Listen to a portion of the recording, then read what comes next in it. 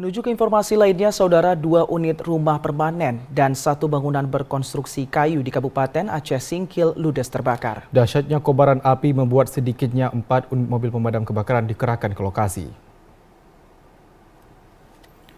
Api membakar hingga menghanguskan 2 unit rumah berkonstruksi beton dan 1 bangunan berkonstruksi kayu di Desa Tulaan, Kecamatan Gunung Meriah, Kabupaten Aceh Singkil.